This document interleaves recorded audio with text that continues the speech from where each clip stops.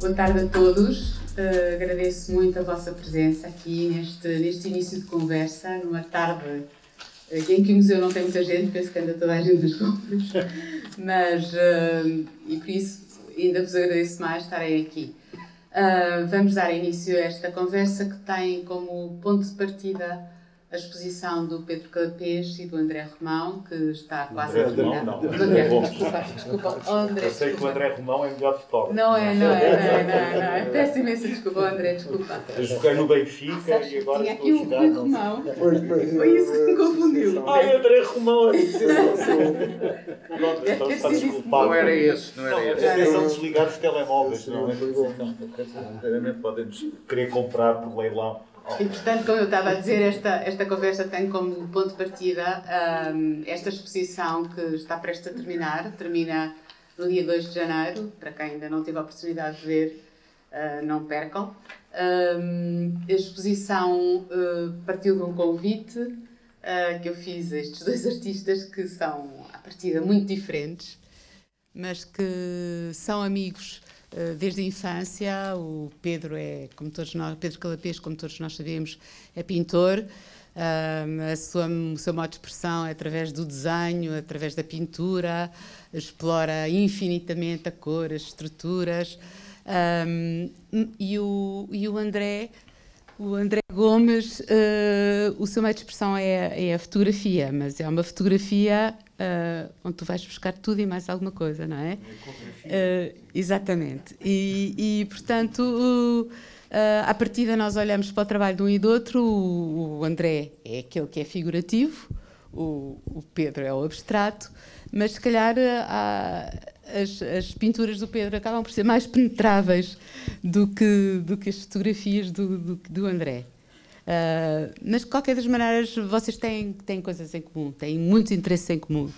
E é isto que nós vamos aqui tentar hoje explorar e perceber como é que isso pode acontecer. Pessoas tão diferentes, mas que têm interesses comuns, mas que se expressam de maneira diferente, porque no fundo vocês expressam-se de maneira diferente. E para isso nós convidamos hoje para estar aqui presente, aqui à minha direita, o Alexandre Melo, que é crítico de arte, curador, professor e ensaísta desde a década de 1980. Escreve sobre arte contemporânea para diversos jornais, revistas nacionais e estrangeiras, tendo publicado diversos livros. Foi curador da Ellipse Foundation e das coleções do Banco Privado, bem como comissário da representação de Portugal na Bienal de Veneza em 1997 e na Bienal de São Paulo em 2004. Foi também assessor cultural do Primeiro-Ministro entre 2005 e 2011. O António Marques, que ensina Filosofia no Departamento de Filosofia da Faculdade de Ciências Sociais e Humanas da Universidade Nova de Lisboa, tem publicado essencialmente sobre temas de filosofia moral, estética e epistemologia. Kant e Wittgenstein são os autores que têm investigado de forma mais sistemática e que estão na base da sua concepção de filosofia. Entende esta como um exercício crítico que visa revelar o particular no universal e o universal no particular. E por último, o Rui Romão, licenciado, doutorado e agregado em Filosofia na Universidade Nova de Lisboa, é professor associado na Universidade do Porto, na Faculdade de Letras, onde investiga no Instituto de Filosofia. É autor de livros e artigos publicados em Portugal e no estrangeiro. Agradeço muitíssimo aos três a vossa presença e acho que poderíamos então dar início a esta conversa. Eu sei que o Pedro quer começar por ler um texto. Preâmbulo, fazer aqui. Um preâmbulo. E eu gostava de fazer um prelúdio. Imagina, André, imagina. Pedro. Não, eu falo primeiro para te deixar falar, porque senão depois não consigo ler. Depois ele já não consegue dizer nada. Eu peço, no princípio disto tudo, isto tem uma história que depois valerá a pena contar ou não, mas eu escrevi como que pequeno resumo, uma ideia, e quase que foi uma carta entre amigos, não é? Uma carta que eu escrevi ao André, que acabou por aparecer no catálogo como um texto mais de síntese do que nós éramos um para o outro, e o André achou por bem que o texto aparecesse. Aliás, ele também escreveu, um pequeno texto, uma poesia muito sensível, muito, muito bonita, mas eu achei que para picarmos, para fazermos uma síntese muito rápida, o texto é curto, eu ia fazer aqui só a leitura do texto que está, do meu texto do catálogo, e deixar aqui algumas pontas para a conversa. Eu e ele somos amigos de infância. Junto muito fizemos e separados também. Ele estudou filosofia e transformou-se num artista que corre do cinema, do teatro, ao canto e à fotografia. Eu fiquei agarrado ao desenho e à pintura, com algumas incursões da fotografia. Ambos pusemos os nossos trabalhos em diferentes lugares, galerias, museus, mas esta é a primeira vez que o fazemos juntos. Não poderíamos ser mais diferentes, apesar de alguns dos nossos interesses se cruzarem. Ambos nos deixamos deslumbrar e não receamos o incrível. No trabalho que cada um desenvolve, o olhar, a indecisão sobre os múltiplos caminhos que as imagens podem tomar, o cuidado com o pormenor, a obsessão pela metáfora, ele, ou pelo equilíbrio do gesto, eu, são o espaço e tempo do nosso fazer. Num acaso, visionário talvez, a Rita Logares lançou a proposta. Por que razão não se faz uma exposição destes dois artistas que se conhecem desta maneira há tanto tempo? Evocando Milton e a saturnidade poética, ele criou imagens tocando os seus estileiros temas. Eu lembrei as Mémoires d'Aveugle, em francês, nestas memórias do cego, que foi uma exposição organizada pelo Jacques Derrida no Museu do Louvre em 1990, pensando em como cegamente as mãos fazem e desfazem no segundo antes do olhar. Entre a pergunta e a resposta, seja dia, seja noite, o título surgiu no imprevisto momento. Numa troca de olhares estabelecemos as nossas visões, simuladas num universo de impossibilidades e impondo um espaço de comunhão visual. Em breves encontros, falámos e lembrámos um ao outro os caminhos que percorríamos. Construímos uma maqueta e imaginámos paredes, visitámos o espaço da exposição, imaginando diversas montagens, padrões visuais, proporções. Regressámos ao ateliê, continuámos o aparentemente inconjugável. Percebemos que o completo sentido desta exposição se cumpria na sua montagem. Ele citou Lautréamont, belo como o encontro de uma máquina de costura e um guarda-chuva sob uma mesa de dissecação.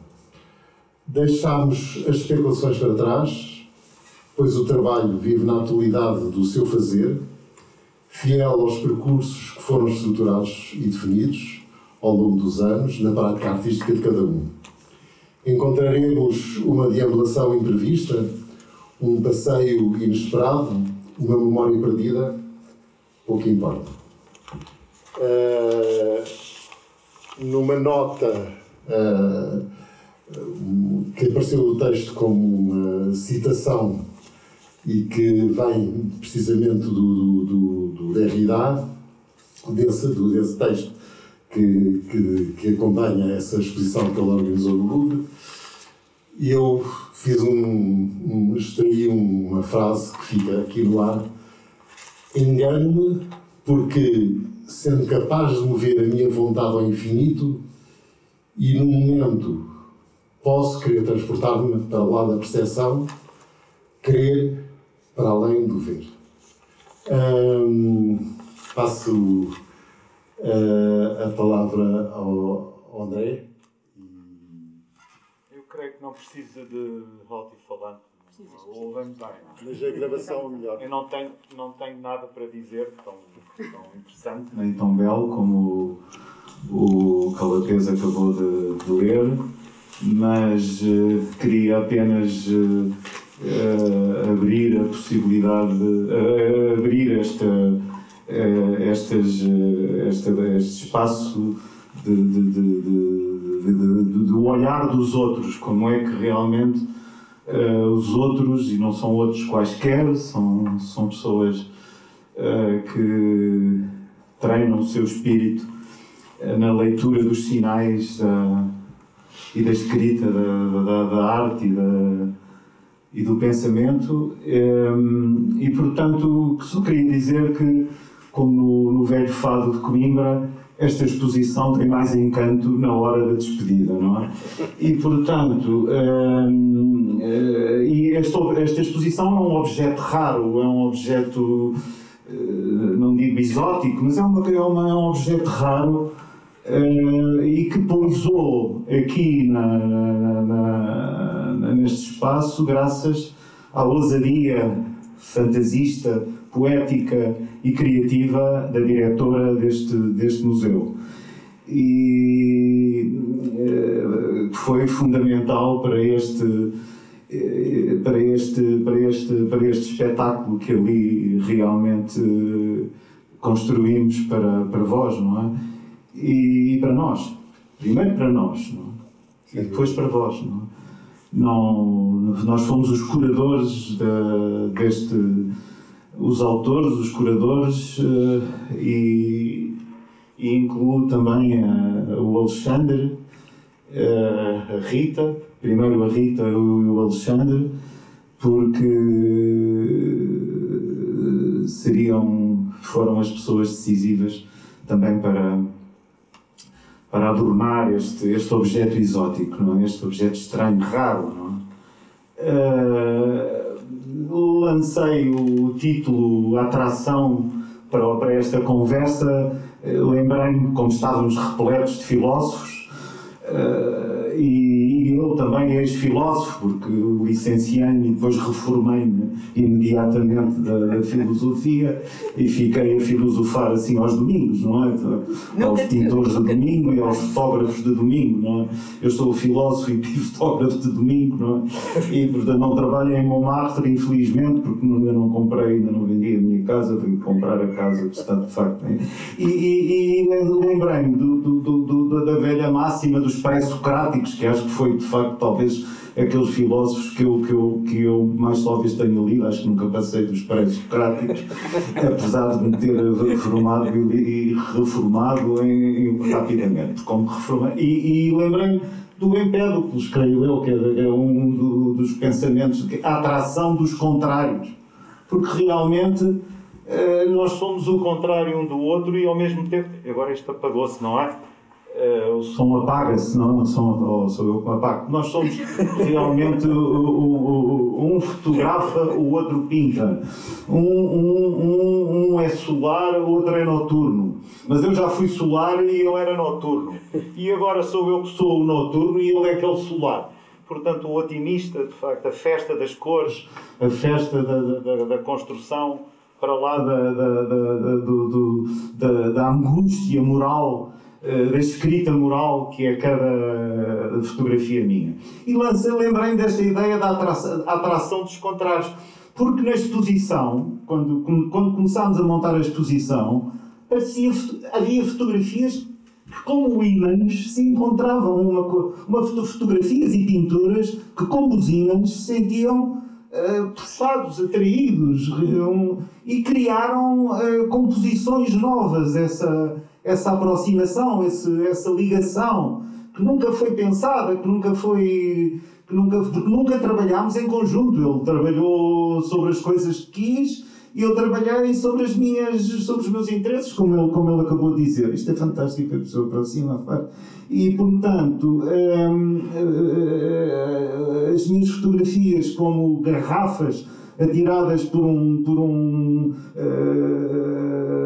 habitante solitário de uma ilha, atiradas ao mar com mensagens escritas de socorro, por vezes foram de facto encostar-se, atraídas pelo tal magnetismo, às escarpas rochosas das enormes superfícies pictóricas que o Calapés executou.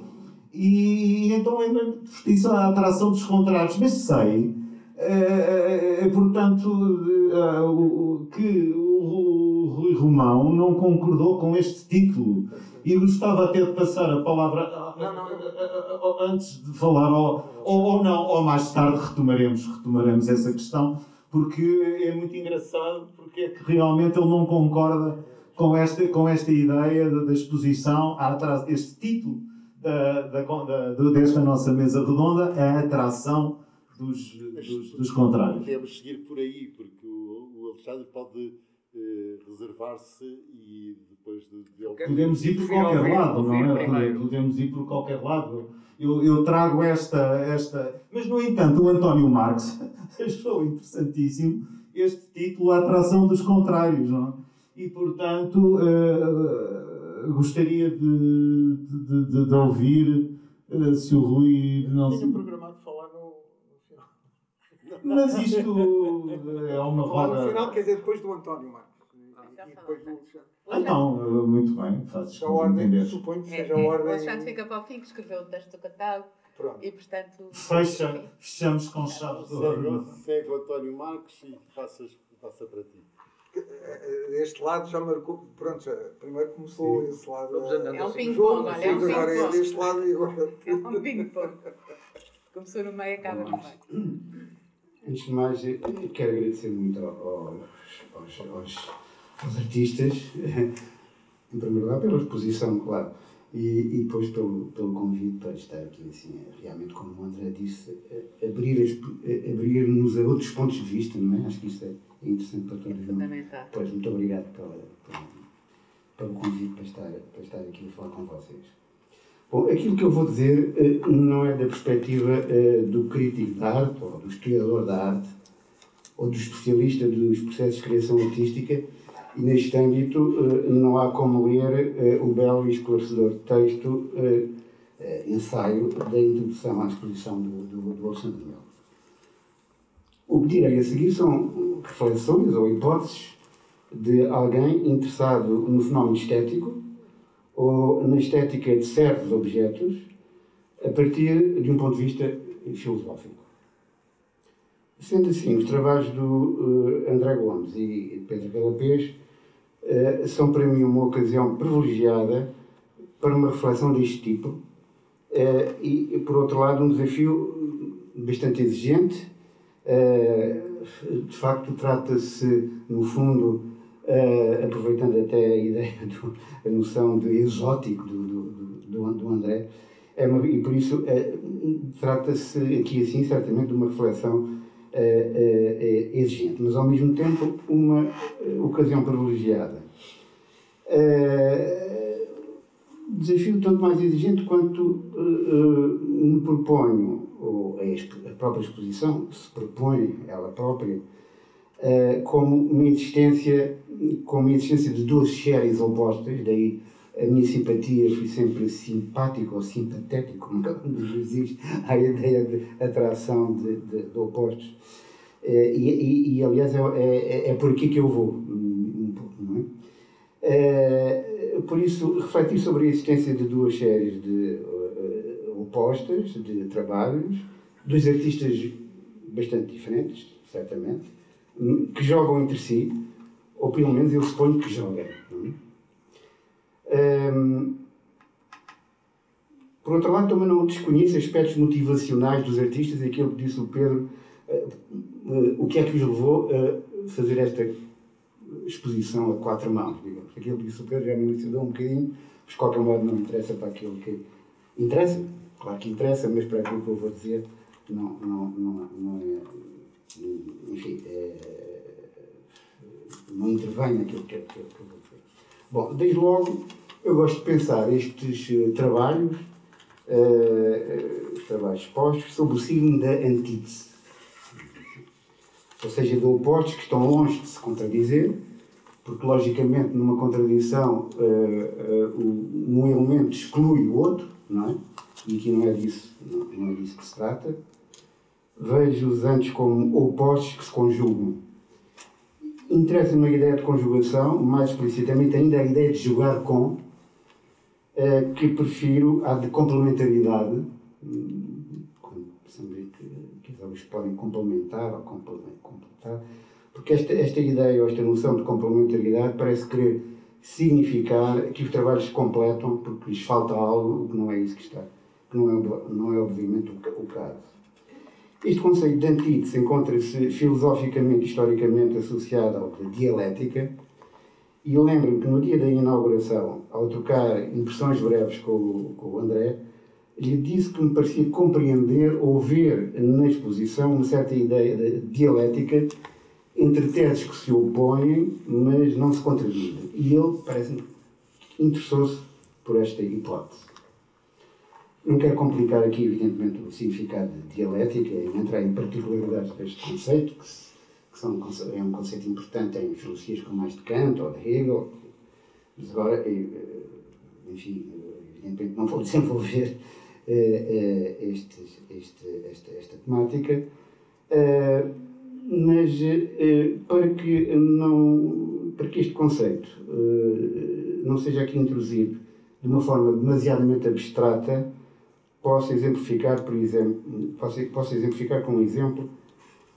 Nós podemos ver-nos a nós próprios como seres vivendo numa antítese entre natureza e liberdade, por exemplo, e esta antítese, na verdade, não tem solução, mas o que acontece é que, na prática, nós temos necessidade, umas vezes, de nos compreendermos a nós próprios como seres livres, em que as nossas ações são causadas por uma determinada ideia de liberdade, mas por outras vezes também temos necessidade de nos compreender como seres naturais, sujeitos aos afetos, paixões, etc.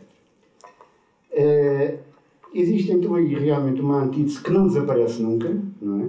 Mas ao mesmo tempo também uma compatibilização, uma conjugação, um jogo entre duas perspectivas. Essa dupla perspectiva própria da dialética não é motivada apenas por um interesse meramente teórico, ele é essencialmente prático. Ou seja, basta pensarmos que se observarmos as nossas atuações do dia a dia, temos necessidade de usar essa dupla perspectiva. Não é? Podemos enganar-nos na avaliação e confundir aquilo que é feito na base da liberdade com aquilo que, no fundo, é feito na base da nossa natureza, se quisermos. De qualquer forma, é sempre uma dupla perspectiva que utilizamos. E o que é interessante é que eu utilizei de alguma forma, até do ponto de vista metodológico, esta duplicidade para tentar compreender aquilo que me era dado a ver na exposição. Então, a minha hipótese é que teremos que adotar, de igual modo, uma dupla perspectiva para interpretar a exposição. E antecipando, direi que é também por uma necessidade prática que usa estes conceitos, uma necessidade prática de compreender e valorizar o tipo de criação estética que os trabalhos antitéticos do André Gomes e do Pedro Calapés também exemplificam. Então, usei pares de opostos, três antíteses, não de uma forma arbitrária, espero, mas como instrumentos interpretativos. Em primeiro lugar, representação e ausência representativa. Uso aqui o termo representação no sentido de uma estrutura, pode ser uma imagem, uma inscrição, um sinal, que aponta para algo, para uma outra imagem, uma outra realidade ou um acontecimento. Neste sentido, encontro no trabalho do André, com o título La Fenêtre de ma tête, uma espécie de introdução a um trabalho sobre uma representação, encenação memorial. Que eu penso pelo menos eu utilizei esta noção, este conceito para a compreensão, para a minha compreensão, pelo menos de uma parte das peças, dos trabalhos do André. Aliás, da forma que olho para parte da série de trabalhos do André, o termo representação é indissociável para mim de encenação e acrescento de encenação interior. Nestes trabalhos de encenação interior, o que se dá a ver não é um exterior à representação, talvez a representação estética, afinal, nunca se dirija propriamente para um exterior, mas sim um interior encenado como exterior. Esta forma daquilo que se chama encenação interior tem, obviamente, versões nas diversas peças, trabalhos que o André apresenta na exposição. Por exemplo, gostava de destacar duas. Uma que remete para, espero não me enganar, provavelmente sim, se me enganar o André diga depois, peço desculpa, mas que remete para o do Raven, do Edgar Allan Poe. E aí o traço de memória é a própria representação de uma página. Outra versão em que o autor olha para um inseto, também interessou-me particularmente, e aqui faz uma interrogação, será, neste caso, a sugestão será, neste caso, Kafka? Seria uma hipótese. Talvez a representação daquilo que já foi sonhado, encenado, como uma metamorfose em inseto. Por assim dizer, Kafka olhando para o inseto pós-mortem, o inseto que ele já foi, terá sido. Segunda antítese, temporalidade, ausência de temporalidade. Permanecendo nesta hipótese interpretativa do trabalho de André Gomes, essencialmente como encenações, o elemento de temporalidade não pode deixar de ser constitutivo da sua estética. Mas, claro, falamos de uma temporalidade que não é da consciência. Vejo aí mais um tempo memorial, no sentido próprio de acontecimentos memoriais. Se esta é já, de certa forma, uma encenação, o que para mim é notável é a forma como o artista encena esse tempo subtraído à lógica temporal da consciência. Por fim, uma terceira antítese, que eu escolhi, a antítese limitado e ilimitado. Gostava de construir esta oposição com base na relação entre linguagem e obra de arte. No caso dos trabalhos do André Gomes, é possível descrevermos, referenciarmos, localizarmos pela linguagem e diria então que a linguagem impõe limites. Mas nas composições abstratas do Pedro Calapés, a relação da linguagem com as suas composições é muito diferente. A razão é que o emprego das nossas palavras para as cores tem formas de jogos, outras técnicas, outros métodos de comparação, critérios de identidade. Aqui vou auxiliar-me de Wittgenstein nas suas anotações sobre as cores, porque este foi um terreno que ele também explorou na sua relação com a teoria de jogos de linguagem. Sem desenvolver, até por razões evidentes de tempo, existe uma relação complexa entre a percepção bruta das cores e o uso da linguagem. De certa forma, é com os nossos jogos de linguagem que também compomos cores no nosso campo visual. E gosto de pensar que estas composições resultam também desse trabalho do artista. De qualquer modo, são ilimitados os jogos de linguagem sobre cores, sobre mistura, transparência, clareza, pureza, e nas anotações que eu me refiro, Wittgenstein fala precisamente de todas estas misturas de cores que constituem o nosso campo visual. Penso que é nesta ilimitada possibilidade que os trabalhos de Pedro Calapés ganham significado estético. O que, na sua ausência de representação, se revela nessas composições é o gesto significativo, precisamente não é limitado por qualquer referência pré-existente, real ou imaginária. Agora, e para concluir, será que nos trabalhos abstratos de Pedro Calapés devemos entender somente o negativo, a negação dos trabalhos representativos ou representacionais, se quisermos, de André Gomes, dentro desta ideia de antíteses que enunciei? Não é isso que eu quero dizer. E volto à noção de dialética. Os trabalhos colocados em oposição afirmam um duplo ponto de vista, que sublinhei, e que estimula o espectador a quem se envolve, quem se deixa envolver na exposição, estimula o espectador a uma experiência estética mais completa, mais vasta, ou pelo menos diferente. No que me diz respeito, foi grande esse estímulo e posso falar de uma experiência estética muito gratificante nesta exposição.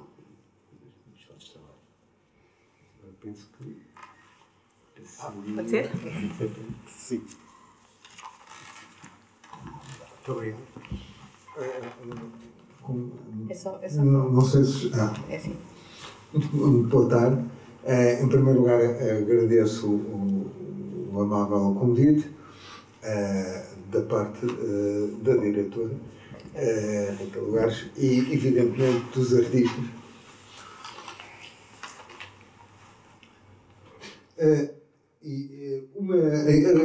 O que eu vou dizer, aliás, embora defenda um ponto de vista contrário, acaba por ser convergente com o que o António Marques disse. Evidentemente, também tem a convergência com o que os artistas evocaram. Uma exposição como esta incita-nos, por um lado, a concentrar a atenção no caráter único da reunião dos objetos, que são as peças que compõem a mostra, e, por outro lado, a falar do diálogo estabelecido por via dessa reunião entre os autores dessas obras a que nos é proporcionado assistir. Pode parecer artificiosa e dispensável a separação destes dois aspectos. Creio, porém, que o não seja de todo. As obras, enquanto objetos resultantes de escolhas e de múltiplas circunstâncias, interagindo entre si, formam um conjunto que tende a se tornar independente dos fatores que o condicionam, os quais incluem a especificidade da sua autoria. Por outro lado, e apesar desta tendência, não deixam elas de se achar vinculadas àquilo de que não se podem por completo destacar. O microfone, não se ouve.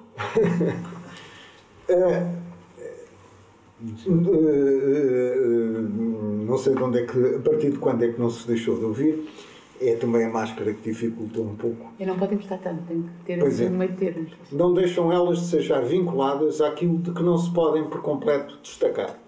Isto é, de conterem em si, agora eu acertei, um interior indescartável e indissociável de quem as criou e produziu. Tentemos, ainda assim, começar por abstrair da autoria das obras expostas. Trata-se, admito, de uma pura ficção que nos requer imaginar estarmos perante produções de dois artistas desconhecidos, o que de certo se torna difícil de conceber, se não por enorme esforço, para quem se acha ciente do lugar indispensável ocupado por André Gomes e Pedro Calapês, sequenciados por ordem alfabética do primeiro nome, no panorama artístico dos últimos decénios. Falando então dos objetos desta exposição e de como eles aparecem, considerados sob a perspectiva do nosso visitante imaginário, ignorante da identidade dos artistas, não se pode iludir a heterogeneidade de duas séries que vão alternando entre si e constituem elas próprias agrupamentos de uma ou de outra forma seriados. A de objetos intitulados de tamanho diversificados, conjuntados entre si em formações irregulares, com espaçamento diverso dos congêneres, que se enquadram na rotulação genérica de fotografias, e a de objetos apenas numerados, que são quadrilatos variados cobertos de tinta, de duas espécies dimensionais, uma mais alongada e marcada pela horizontalidade, de acrílicos sobre cartão, e a outra tendente à verticalidade e de técnica mista sobre papel. Dois vídeos contrastantes, ambos com nome, um sonhador e nostálgico, recheado de alusões e obcecado pela circularidade, o outro a preto e branco, focando umas mãos enluvadas que configuram e desfiguram formas entre si jogando, rematam a mostra. e agora vou tentar, com uma só mão, abrir a segunda página. Os componentes de uma das séries destacam-se, desde logo, pela variegada unidade tonal que formam, pelas sugestões subtis Com que nos tocam, pela delicadeza dos climas que criam, com enorme economia de meios aparentes, pela ductilidade das impressões comunicadas e pela felicidade da intuição.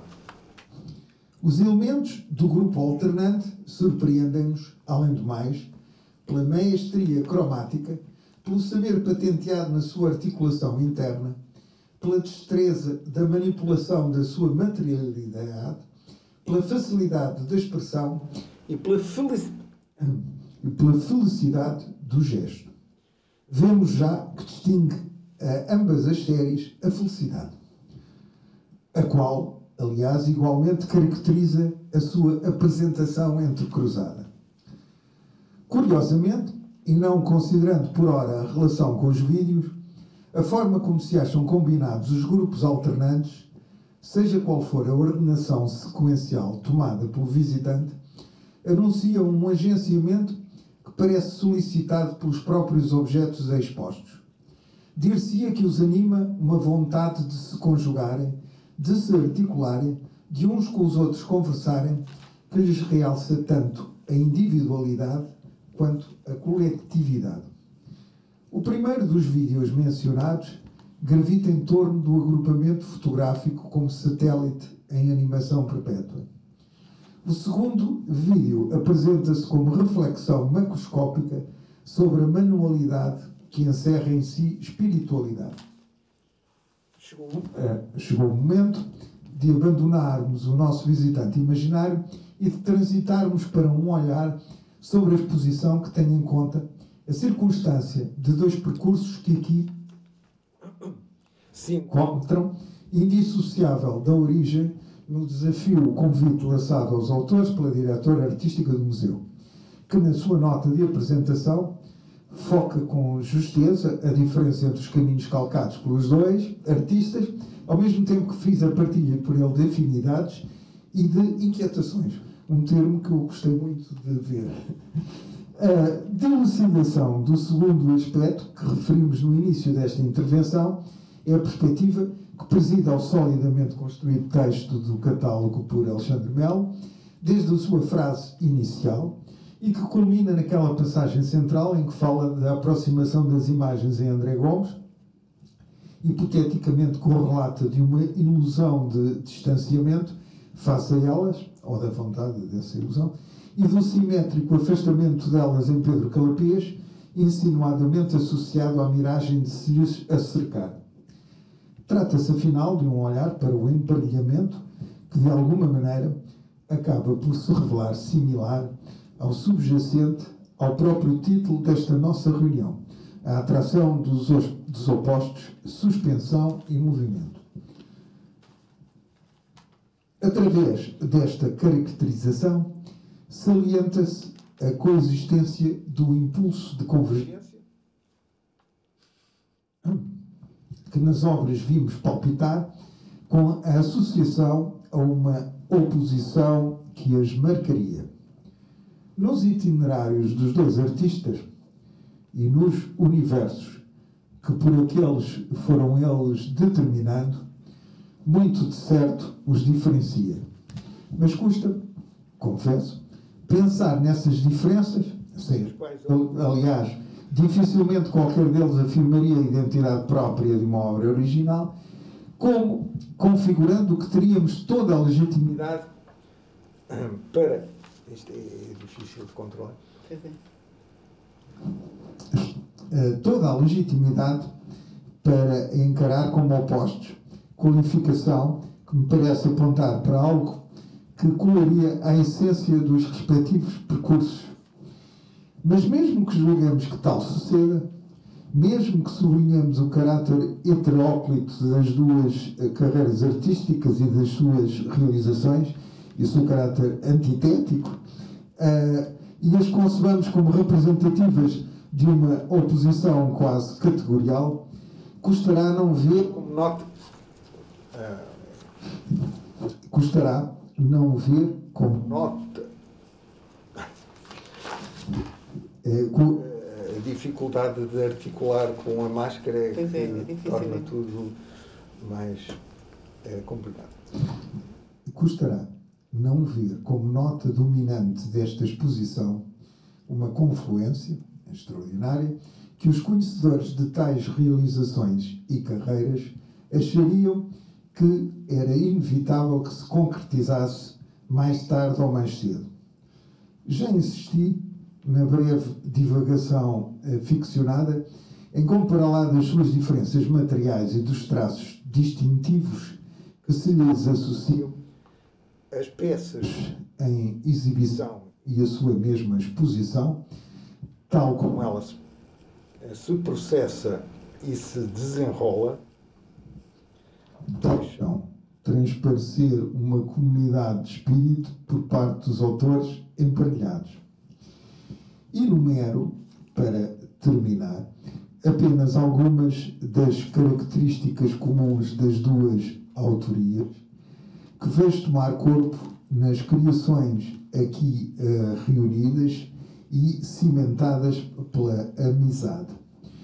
Sentido de disposição espacial, ora mais dramática, ora mais depurada na instalação, aprofundamento da invenção pessoal efetuada através da exploração das técnicas de expressão, sentido de experimentalidade, libertação da matéria possibilitada pelo uso da materialidade, independência de escolas e movimentos concomitante dos benefícios do seu conhecimento, rigor obstinado na concepção e execução e abertura à fecundidade da contingência. Todas elas suscitam a nossa admiração.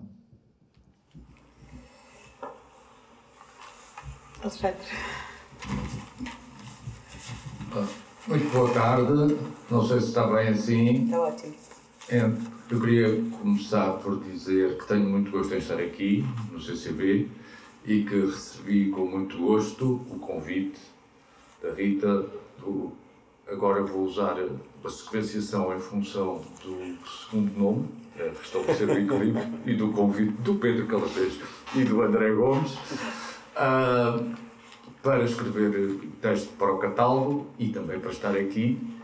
E quero também acrescentar que tive muito gosto em ouvi-los e me sinto muito contente por poder participar nesta pequena conversa que eu espero que a seguir possamos ter. Eu não vou fazer uma intervenção tão substantiva quanto as dos meus convivas neste momento, porque, enfim, já fiz o texto e pode ser lido, pode ser consultado. O que eu queria dizer é que, pegando, aliás, em alguns tópicos e sugestões que foram feitas por os meus antecessores nesta conversa, cabe uma explicação sobre a questão da complementaridade. Eu estou inteiramente de acordo. Eu usei a ideia de serem obras complementares, não no sentido forte e conceptual da palavra complementaridade, no sentido em que seriam duas coisas que juntas prefaziam uma totalidade que nenhuma delas em si mesma constituiria, mas com o meu uso mais irresponsável da linguagem, usei a ideia de complementaridade num sentido quase funcional, muito pragmático. E exemplificando o que é que eu quero dizer com este uso funcional de palavra complementares, para me referir às duas obras, posso pegar numa citação do meu texto que muito bem foi destacada, porque realmente eu considero uma das que me saiu melhor, que é, portanto, André Gomes passou em toda a sua obra, para não dizer a sua vida, porque isso já seria demasiado pretencioso, a tentar aproximar-se das imagens, quem sabe, para se conseguir distanciar delas. Pelo contrário, Pedro Calapés teria, segundo esta frase mais ou menos especulativa, passado toda a sua obra, na vida, não sei, enfim, mesmo que saiba, não é relevante agora discuti-lo, a tentar afastar-se das imagens, quem sabe-se, para finalmente, de alguma maneira, se poder aproximar delas. Em termos mais práticos, e em termos da maneira como eu depois construí o meu texto e o meu pensamento que serviu de base ao texto, podíamos quase dizer que isto, em termos de problemas e reflexões que sistematicamente ocupam a crítica e a teoria da arte, para já não falar da filosofia, porque não ouso falar de filosofia da arte, aqui se põem dois grandes problemas, que são dos maiores da escrita sobre arte, para ser mais genérico, que é o de saber o que é uma imagem, como é que se define uma imagem, o que é ou não é uma imagem, e o que é que nós estamos a dizer quando dizemos que ele faz imagens, apropria-se de imagens, imagina imagens, as imagens veem-se, o que se imagina pode ser tornado visível para outras pessoas. Este problema da definição de imagem, provavelmente não o vamos conseguir esgotar hoje aqui. O outro problema, que é uma grande aflição para a teoria da arte, principalmente no último século, que é a pintura. O que é a pintura, o que não é a pintura, o que põe um problema que, aliás, enunciou de uma forma que é mais rigorosa, que é o problema dos limites da linguagem e o tal problema do limitado e ilimitado. E que eu, de uma forma mais prosaica no meu texto, enuncio como sendo a grande dificuldade que eu tenho a escrever sobre pintura, principalmente se for pintura abstrata, e como eu digo também, e sobretudo, ainda pior se nem sequer for geométrica, porque a geometria sempre é um assunto do qual se pode partir. Portanto, o problema aí, que é o grande problema do que é uma teoria da pintura e como é que se pode escrever sobre pintura. Enfim, sobre pintura em geral, se calhar até se pode escrever, mas depois para escrever sobre cada pintura em concreto, sobretudo se for abstrata, há dificuldades que muito bem evocou através das reflexões do Wittgenstein sobre as cores, ou sobre a estética em geral, ou mesmo sobre os limites da linguagem no que diz respeito a falar, a escrever, quase até a descrever obras de arte. Queria referir ainda um outro ponto que foi um pouco uma coincidência, se admitirmos que existem coincidências, e que também foi evocado na sua máxima generalidade e rigor em termos de enunciado, que é a questão da temporalidade.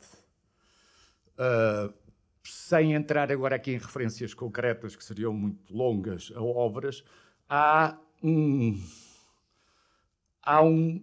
uma questão que se pode pôr a propósito destes trabalhos do André Gomes, que é em que tempo é que estas imagens são vistas ou imaginadas, ou que eu sugiro todas aquelas várias hipóteses entre antes de adormecer e logo a seguir a acordar, que não se sabe se é imediatamente antes de acordar, ou um pouco depois de acordar, um pouco antes de adormecer, um pouco depois de adormecer. Portanto, há uma zona em que as imagens que se imaginam pertencem a uma temporalidade especial, digamos assim. E no caso das pinturas, ou destas pinturas do Pedro Calapés em particular, há a própria temporalidade do fazer, que nós não sabemos exatamente, embora lhe possamos perguntar, mas que imaginamos que não são obras instantâneas, não são feitas carregando num botão. Há um tempo durante o qual aquilo é feito, vai sendo feito, e é no decurso desse tempo que se vai constituindo aquilo que, penso eu que o próprio, não sabe exatamente como é que vai terminar e que nós depois vemos terminado, mas sem deixarmos de nos sentir obrigados a imaginar como é que aquilo foi feito. Aliás, algumas destas pinturas são tão... geram uma tal ilusão quase sensorial que nós podemos imaginar se elas não irão continuar a metamorfosear-se. Aliás, não sei se do ponto de vista técnico isso poderá acontecer ou não, porque nós temos a sensação que se virmos as pinturas daqui a 2 anos ou 3, se calhar aquelas cores já se organizam e sobrepõem e convivem de uma maneira diferente. Portanto, esta questão da temporalidade parece-me que é muito pertinente como um tópico geral, entre outros, para abordar estas obras e esta exposição em particular. Mas há temporalidades diferentes aqui entre o meu núcleo de trabalhos, não é? ou a minha maneira de trabalhar, e os trabalhos do André Gomes, não é? Claro. Sim, mas, digamos, a categoria da temporalidade, essa noção, permite refletir sobre ambos. Sim, claro, claro.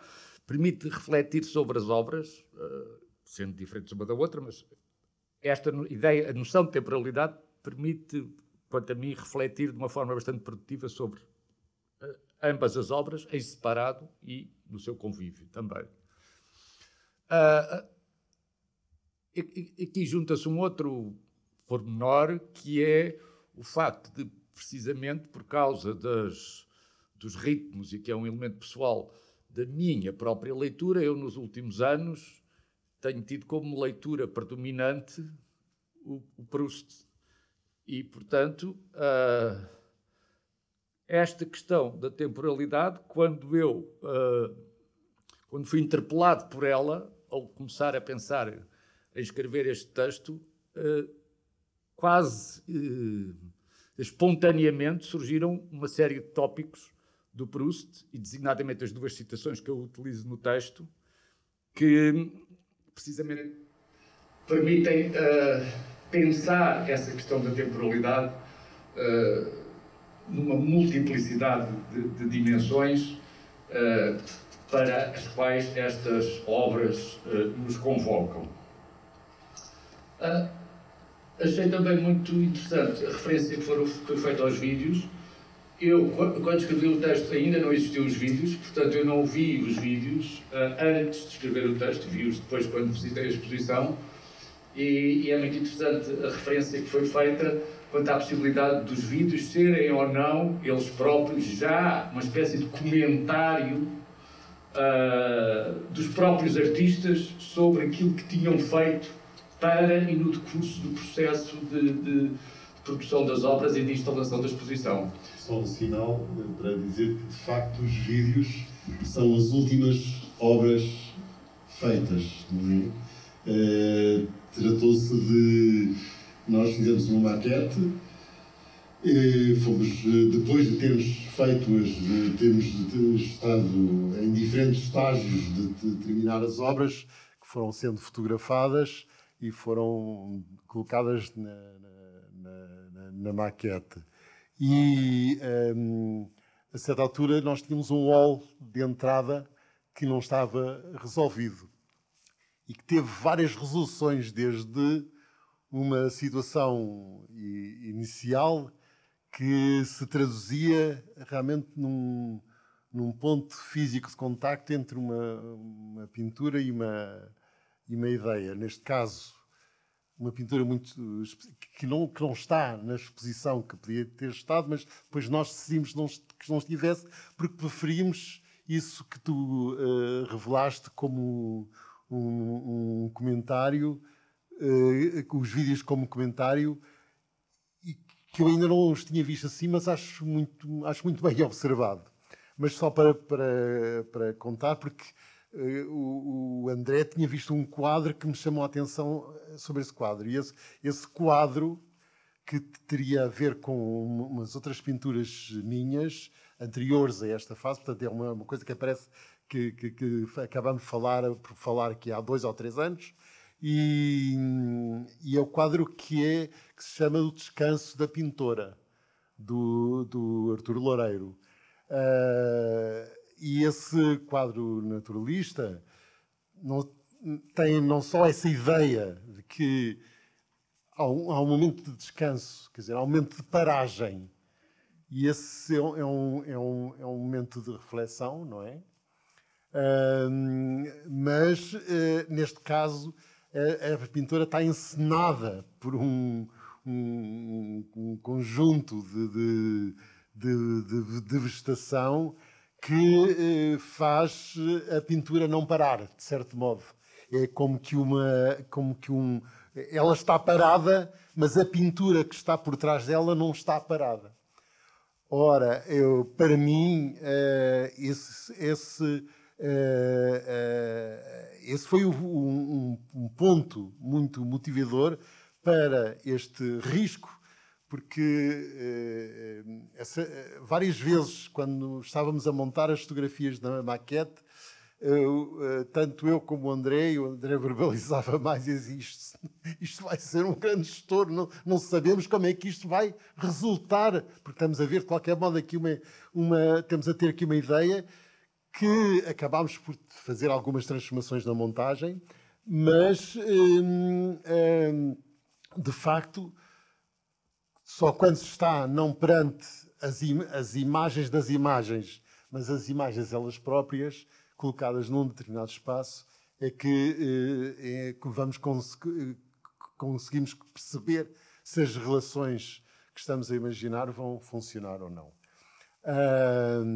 Eu queria só juntar aqui uma questão que se me põe, que é a questão, aliás, abordada por um pintor que não tem nada a ver com os nossos trabalhos, mas o Lucian Freud dizia, e ele está a falar de retrato, portanto tem um tema, tem um modelo, não é? Portanto a questão aqui é o que é que são os nossos modelos, como tu enunciaste de uma maneira diferente, mas em que ele diz que o modelo é apenas um elemento acessório, é um auxiliar, para se fazer uma pintura. Portanto, há um momento em que a pintura ultrapassa o que pretende representar e de certo modo, teríamos que questionar como é que se balanceia esta relação da linguagem que nós formamos a partir da imagem, ou, portanto, do discurso que nós fazemos a partir... Como é que se constrói esse discurso, que é uma situação que tu abordas também no teu texto, e mesmo... pronto, falaste relativamente à pintura abstrata, mas mesmo relativamente às pinturas, às fotografias do André, o André, que as construiu como pinturas, porque, falando um pouco de como foi o processo de trabalho, o André falará melhor que eu, mas eu sei que ele está com uma pessoa com um computador à frente e vai dizendo: cola isto aqui, tira ali, apaga. Um trabalho que é extremamente que tende para uma precisão, há sempre uma modificação que se vai fazendo, parece que está acabado e depois não está, e afinal isso tem um paralelo muito grande. Eu estou a falar aqui de modo genérico do processo criativo, não é? Mas, de facto, aqui há genericamente, pode-se dizer que não é por ser fotografia, no caso do André, é uma fotografia, é uma fotomontagem, é um trabalho de fotomontagem, mas tem anteriormente um processo fotográfico, tem um processo de toma de vistas, o que levanta um outro problema. Digamos que há aqui situações do processo construtivo, do processo de determinação, como é que as imagens se constroem, que são essencialmente diferentes. Para já, porque o André tem vários modelos e para já, e por outro lado, porque o modelo que eu tenho é um fundo branco.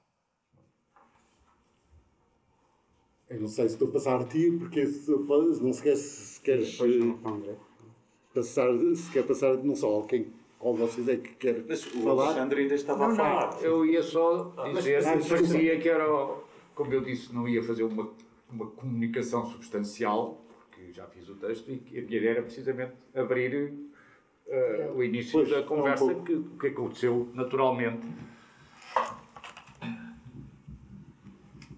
No meu caso, como em grande parte dos artistas, não é o caso do Pedro Calapés, nós muito mal do seu trabalho, não é? Começam a falar deles em vez de falar do trabalho, ou querem confundir-se com o seu trabalho, não é? E foi por isso é que foi um momento de grande alegria ouvir como é que os outros nos veem, não é? Como é que os outros nos sentiram. No caso do Rui, no caso do António Marques, porque o Alexandre, que já nos via, de facto, desde a pré-história das nossas atividades, não é? Tinha tinha uma cumplicidade com as nossas vivências e com as nossas preferências culturais, não é? Eu falei muito das minhas fotografias nas visitas que fiz.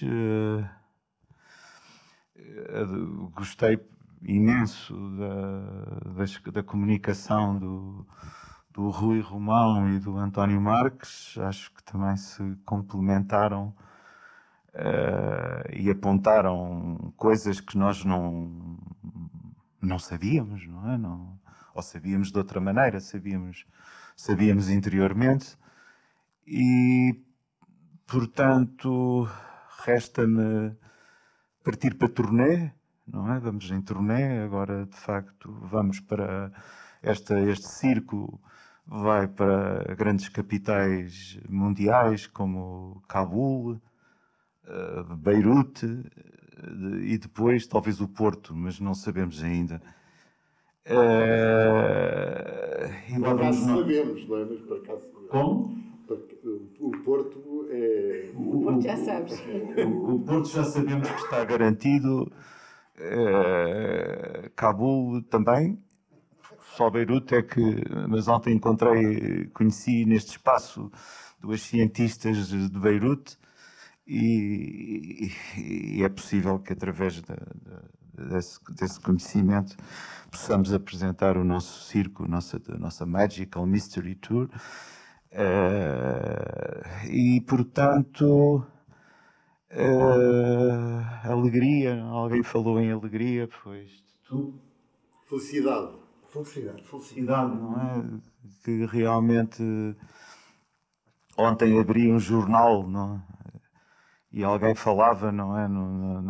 Só eu abro o jornal, eu abro o jornal todos os dias, mas ontem, à sexta-feira, abro um jornal de outra forma. E alguém dizia a grande felicidade que a arte traz, não é? E ainda por cima é uma pessoa com quem realmente não simpatizo muito com a obra, mas apesar de estar muito à moda e ter todos estes itens culturais que agora a arte tem que ter, porque a arte agora tem que ter toda uma série de itens, não é? Quer dizer, tem que ter causas sociais, tem que ter questões de género, tem que ter racialidade, tem que ter virótica, tem que ter informática, tem que ter não sei o quê. Eu não tenho nada dessas coisas, não. Só me tenho a mim para me contar e para me reinventar, mas confesso também já deve chegar, já deve fartar os outros, não é realmente? Mas lá vou mentindo, lá vou enganando. Lá me vou mascarando com mais umas. E portanto, vamos depois então para a turnê com estas alegrias que neste mundo tão desgraçado, não é? A arte nos dá. E portanto, a arte, ou no meu caso, que me tento aproximar dela, não é? E, portanto, negociando com ela, jogando aos dados com ela, o jogo, a questão do jogo, que jogamos um com o outro, não é? Que como há uma fotografia minha que são os dados, não é? Uns dados que se lançam, depois há um dado que cai, sai do tabuleiro do jogo, chama-se a túnica, é uma fotografia que vos aconselho a rever depois destas importantíssimas revelações que aqui estou a fazer. E, portanto, o jogo, não é? De facto, que jogámos no jogo, o jogo que a realidade, que a nossa fantasia joga connosco, não é? E, portanto, gostei imenso dessa referência, não é? Portanto, e vamos, pois,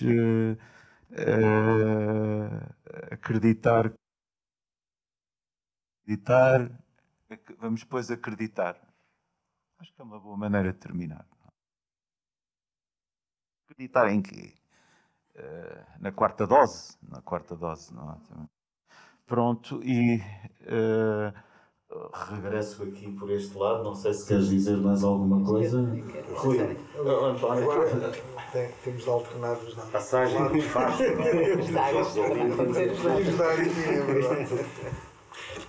Não, só queria referir um ponto que me interessa quando posso, não se ouve, não é? Um ponto que me interessa que não foi referido, que tem que ver com o facto de uma exposição, qualquer exposição, mas esta em particular, gerar aquilo que se pode chamar uma certa comunidade estética. Quer dizer, parece-me que foi o Rui falou qualquer coisa, mencionaste qualquer coisa que tem que ver com esta constituição, esta geração de uma comunidade. Mas no caso era mais entre os autores, mas também, claro, porque não, entre aqueles que se envolveram na exposição, todos os visitantes, aqueles que olharam de uma forma certamente particular, mas procurando as conexões, as teias, as relações significantes, não é? E aí realmente gera-se uma comunidade estética que eu acho que tem dois pilares, digamos assim, ou dois fatores em que essa comunidade, sobre os quais essa comunidade estética se constitui, que é precisamente a linguagem. Nós somos capazes de falar, embora cada um possa ter até um vocabulário diferente, de falar sobre a exposição, não é? Como se demonstra aqui mesmo, e falar no quadro daquilo que me parece também importante, que é uma espécie de um comprazimento, não é? Quer dizer, porque me parece que uma comunidade, aquilo que eu estou a chamar aqui comunidade estética, também se estabelece na base de qualquer coisa de afetivo, ou tem uma dimensão afetiva e emocional, que eu chamaria comprazimento, não é? Comprazimento, de sentir prazer com. E aí realmente constitui-se uma comunidade estética profana. A comunidade estética, historicamente, as comunidades estéticas tinham um cenário, digamos assim, religioso, não é? Mas a determinada altura da história da arte, não sou historiador da arte,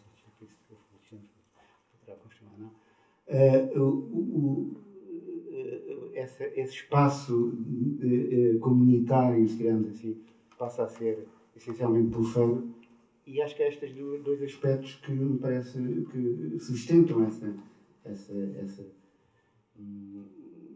geração, que é precisamente a linguagem. Podemos falar sobre aquilo que estamos a ver e aquilo que nos interessa, e o prazer aqui estou a utilizar um conceito bastante amplo, estético, enfim, isto foi um pouco suscitado por algo que tu também mencionaste. Não sei se queres ou... É a altura de falarmos ou não? Tu ias dizer qualquer coisa. Não, o Pedro ia dizer qualquer coisa. Não, o Pedro queria dizer qualquer coisa. Isto é para ele ficar a pensar mais um bocadinho naquilo que vai dizer.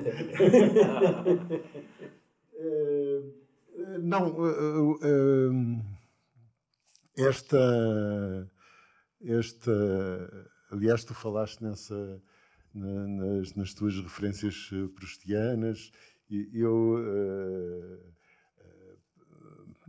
para mim, quer dizer, o ponto que se passa, que é o ponto que se passa no terceiro livro, em que realmente o senhor de Charlus, penso eu, que é o conde de Montesquieu, que depois que é o, digamos, o Proust transpassa o Conde de Montesquieu para a sua personagem Charlus. Há que acho que é Conde também. Barão Charlus. Barão de Montesquieu, não é? É o Conde de Montesquieu, mas é o Barão de Charlus. Mas é o Barão de Charlus. Conde de Montesquieu, Barão de Charlus. Creio. E que protagoniza o episódio da pequena janela amarela, a pequena janela que é o que tem a ver com o quadro de Vermeer, que é a vista de Delft, em que... é o Charles, mas não importa. Como? É o Bergotte. Mas não é... É o Bergotte, é o escritor. Pronto, é o escritor, que morre precisamente em contemplação. E depois de ter abusado no consumo de batatas ao almoço. Está lá no livro, não estou a inventar. E esse sempre me tocou esse lado porque no meu fazer há esse lado, ao lado contemplativo, não é? Aqui naqueles mínimos textos que eu vou escrevendo. No outro dia referi que realmente me sento ao canto. Estava a escolher trabalhos e tinha os trabalhos todos espalhados pelo ateliê, pelas diferentes paredes de várias séries. E eu sentei-me num canto e tive algumas horas a olhar, a ver o que é que ligava com o quê, porque tinha a ver com uma exposição que eu ia fazer em que ia apresentar várias séries de trabalhos. E esse momento de contemplação em que estás, de facto, entre a vida e a morte. Estás entre que escolha que vais fazer, o que é que aquilo quer dizer para ti, e a certa altura podes entrar em desespero por chegar à conclusão que aquilo não quer dizer nada, não é? Portanto, a pintura abstrata, no caso dos meus trabalhos, que tem um título que é um corpo entre outros, a questão dos títulos é um outro problema, também dava uma conversa muito grande, mas a questão que se põe é que eu crio um corpo naquelas pinturas. Ou naquelas pinturas que estão ali. Crio um corpo, não sabia que corpo é que era. E esse corpo é criado por um gesto. E, portanto, elas têm aquele tamanho, sobretudo a maioria que são os tais que o Rui chama verticais, e que de facto são, porque as horizontais também têm uma história que também posso contar para desvendar um pouco mais sobre a gênese desta exposição. Mas eu criei um corpo, e um corpo tinha a ver com um gesto. E, portanto, a dimensão que permite, porque, como sabem, não é a mesma coisa pintar um quadro de 10 por 12 centímetros, que pode ser grandioso também, como um quadro de 50 por 60, ou num quadro de 1 metro por 1,5 metro, mas no 1 metro por 1,5 metro, e entre 1 metro e 1,5 metro e 1,5 metro por 2 metros, está o sentido do corpo. Está o sentido porque nós temos aquele tamanho, quer dizer, temos aquela dimensão e podemos atuar na superfície do trabalho com aquela dimensão. Portanto, eu considero que ali há várias séries de trabalhos, mas todos eles tiveram o mesmo princípio. Um retângulo branco onde começa a surgir uma cor. De facto, há trabalhos prévios que eu faço sobre a cor, sobre conjugações de cores, sobre as cores que escolho, mas depois há como que um apagão, e quando começo a trabalhar os trabalhos, geralmente eu trabalho 7 ou 8 trabalhos ao mesmo tempo, e eles vão tomando caminhos diferentes. E eu só consigo progredir porque vou por caminhos andando por caminhos diferentes. Portanto, isto é só para dar um pouco essa ideia de o trabalho é abstrato, como ler, porque ele tem um gesto, mas não é o gesto que lá está, porque ele não é verdadeiramente gestual, ele é realmente compositivo, é realmente o resultado de um jogo de equilíbrios com disrupções. Portanto, o meu trabalho é um trabalho sobre o contraste, e por isso se encaixou muito bem no título desta exposição, sobre o dia e a noite, não é? Que tanto faz, porque tanto se começa por um lado como se começa pelo outro. Portanto, nesse sentido, eu não acho que haja outra maneira de falar da pintura abstrata. A pintura abstrata é uma pintura que não é gestual, não promove os sentidos e eu recusei-os necessariamente e cortei-os quando eles tinham quando eles resvalavam para eu ter um sentido a expressão de um determinado sentimento, um gesto que exprime uma disrupção anímica sobre a superfície.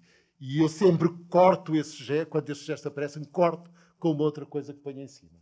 Portanto, eu não sei falar da pintura abstrata senão desta maneira. Mas eu acho que é possível falar desta maneira. Outro assunto é a questão da conjugação.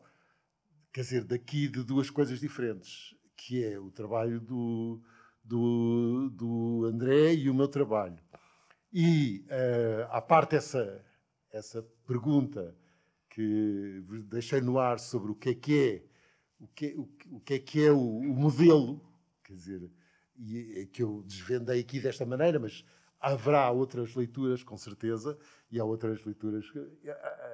Aliás, onde há, só num parênteses, onde há só uma curiosidade, o quadro que tu referes, precisamente, do André, em que o André está a olhar o gafanhoto, o inseto, que é uma cigarra, precisamente não é um gafanhoto, é uma cigarra, tem a ver, portanto, essa cigarra tem a ver com o desenho com a pintura do Gustave Doré, não é? E uma ilustração das fábulas de La Fontaine. Portanto, a cigarra, a formiga e a cigarra. Tua interpretação kafkiana cai por terra. Não, é uma possibilidade, não é? Portanto, mas pronto, já passámos muito tempo da obra aberta e é uma coisa que está dentro de nós aceitarmos as diferentes situações que se podem pôr. Agora, há questões que se levantam pelos títulos, não é? Por um lado, que é o título. Eu gosto muito dos títulos e não gosto de quadros sem título. Mas eu não punha títulos. Há muitos anos não punha título. Tenho imensos trabalhos que são sem título. É o sem título 1, 2, 3, vai variando assim, ou A, B, C, D. Portanto, uma coisa que realmente tenta que a imagem não seja influenciada por nada, não é? Mas eu que este título também é também tão genérico que não se sai saber se é um corpo entre os outros corpos e os outros corpos são os corpos nos trabalhos do André, se são os próprios corpos que existem dentro de cada pintura. E, portanto, essa ambiguidade é suficientemente generalista para não, digamos, determinar o olhar, ou pelo menos permitir um olhar mais limpo sobre os trabalhos. Só queria acrescentar, nesta questão da gestão da exposição, este espaço da exposição tem cerca de 60 metros de comprido.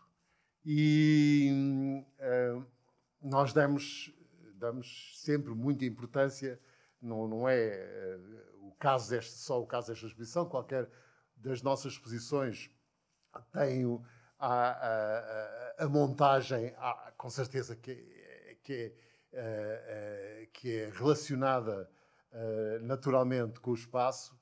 E aqui punha-se uma questão, é como resolver a parede direita, a tal parede dos 60 metros. E nós temos o que aqui na casa se chamam as colmeias, que são a gíria, são a sala das colmeias. E as colmeias é cada uma daqueles espaços, são 8 espaços que se desenrolam do lado esquerdo. E que nós fomos resolvendo individualmente e depois, a certa altura, chegámos, mas nós não resolvemos a parede dos 60 metros. Como é que vai ser? Como é que vão ser estes 60 metros? E é por isso que surgem um conjunto de trabalhos em que nós determinamos formalmente a altura deles. E eu fiz, para além dos que tinha feito, fiz mais 6 ou 8 pinturas sobre papel, que são as pinturas que tu chamas horizontais. E o André fez as fotografias, mandou-as fazer também, desse o que desse no comprimento, não poderia ultrapassar, neste caso, os 40 centímetros, depois mais a moldura, estavam cerca de 45 centímetros. Porque se pensou que uma linha podia dar uma profundidade, um sentido de caminho no espaço enorme que é. E se virem a exposição novamente, hão de perceber que há um ritmo que é criado, um ritmo formal, um ritmo de construção de espaço, que é criado pela maneira como vão aparecendo os diferentes trabalhos, primeiro com 2 fotografias do André e depois começam-se a surgir os tais pares que nós construímos aqui durante a montagem da exposição. Portanto, até chegar à última sala, à última colmeia, em que se exemplifica ainda de uma forma ainda mais concentrada e mais densa a proximidade entre trabalhos que se jogam por uma composição que é visual, por uma composição que também é formal. Eu não tenho medo da palavra formal, por uma construção que se faz por uma associação em que os espaços são muito próximos. Onde comparar as primeiras salas são muito diferentes das últimas salas. Portanto, há como que não é uma progressão, mas há como que um criar de relações diferentes e de tensões diferentes, que foram, por exemplo, no caso da terceira ou da quarta colmeia, em que está a fotografia do André, que é a luta, como é que se chama? In hoc tempore, os nossos dias. Os nossos dias, que tem a ver com... Estou a fazer leitura do teu trabalho, mas... A violência, a agressividade, claro.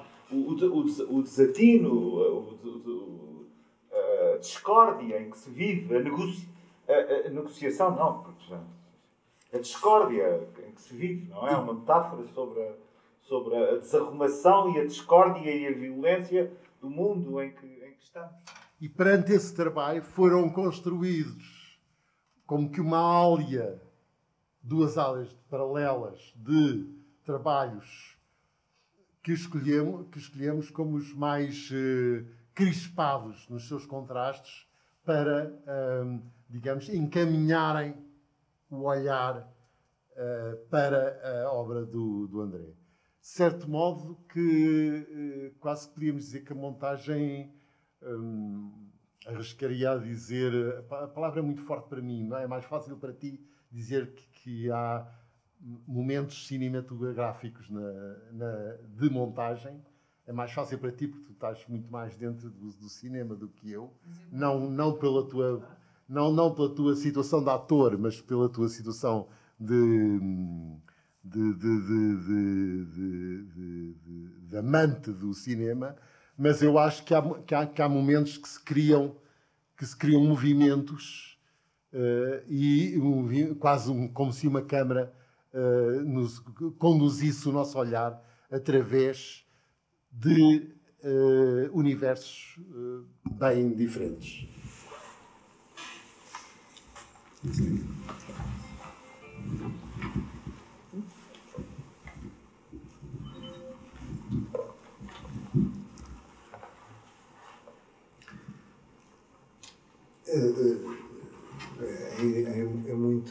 Há muitos temas de conversa que é difícil pegar num só. Pois é. E não sabendo também o tempo que temos à nossa disposição. Mas, portanto, há uma... Aliás, têm sido muito reveladoras os dados e até os segredos de confecção que nos têm sido transmitidos. Mas as obras, agora para falar de um pormenor, aquele acho que foi invocado pelo António Marques e depois glosado ou comentado pelo Pedro sobre a fotografia em que aparece a cigarra, mas a leitura do António, as imagens não, as obras têm poderes de evocação e conotação que estão para além da sua própria circunstância. E precisamente isso é uma riqueza e faz parte da criação. Exato. E aumenta e a característica. Do interesse das pessoas. Claro, e mais do que o interesse, e transcendem sempre o próprio artista, num certo sentido, transcendem sempre o próprio artista. E precisamente acho que aqui há muitas dessas obras e há de facto a conversa das obras, não é só o diálogo entre dois artistas, é a conversa das obras umas com as outras, sejam as abstratas que têm muita individualidade e muita singularidade que tu bem focaste e que por isso também para se falar delas exige uma atenção redobrada e especial, porque cada uma é um universo, mas também são universos que constroem com os outros uma conversa que enriquece as outras e que se enriquece a si próprios e os que eles construíram. Que esta montagem, no fundo, acabou por ser uma construção. Aquilo que estavas a dizer desta encenação foi uma construção museográfica. Vocês quiseram contar uma história e depois, obviamente, aqui como nós vimos, as pessoas têm a possibilidade depois de construir diferentes histórias, como foi o caso do António, mas isso é que é de facto interessante.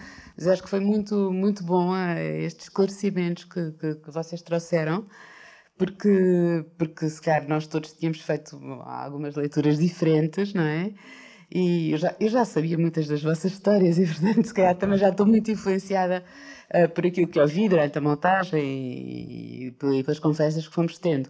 Mas, de facto, é muito, muito, muito interessante isto tudo que para as outras pessoas saberem e poderem ter sentir o que vocês sentem, para depois poderem desenvolver e criarem outras imagens, ou então as vossas, tentarem chegar às vossas, também é um desafio.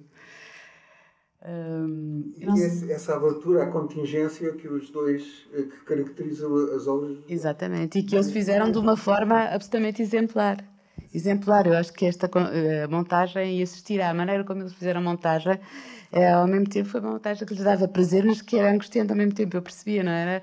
O pôr, o colocar, o tirar, o andar com as coisas de um lado para o outro, a relação que tu tens com a arquitetura também, sempre essa que está muito presente também sempre na tua obra. E pronto, eu não sei se querem dizer mais alguma coisa. É a arquitetura completar a cenografia. Completamente.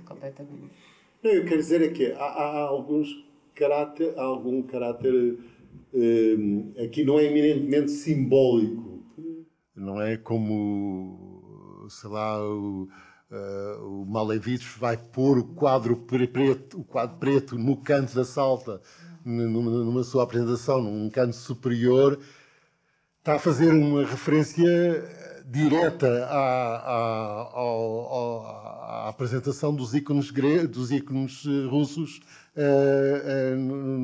nas igrejas ortodoxas. Portanto, ele não o expressa, não é? Mas essa é uma intenção.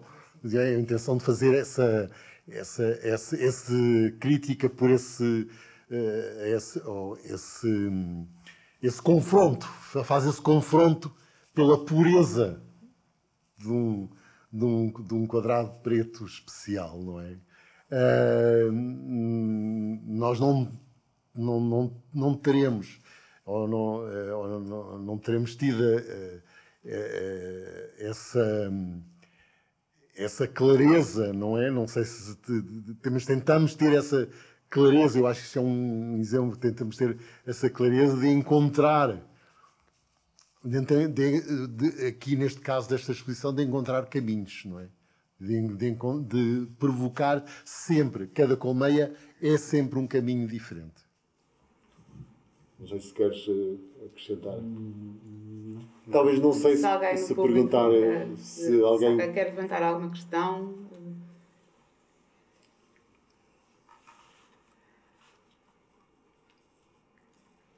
Então acho que se ninguém queria só dizer que das pinturas abstratas, algumas, algo que as caracteriza é serem demasiado concretas. Eu também acho. E que dificulta. Eu também acho. Eu estou perfeitamente de acordo consigo. Não sei como é de responder. Com a próxima exposição. Da turnê. Interminável. Turnê interminável. Eu não posso ir a Cabul, né? Buscar ao Porto Bom. Sim. Pronto, então resta-nos agradecer a todos a presença e a vocês muitíssimo por todos estes depoimentos, estas conversas que eu acho que nos enriquecem e que nos ajudam a compreender a história da arte e nós próprios, a nossa vida, o que é estarmos aqui neste mundo. Que é isso, no fundo, que os artistas também tentam fazer e nos tentam ajudar. Claro. Muito obrigado.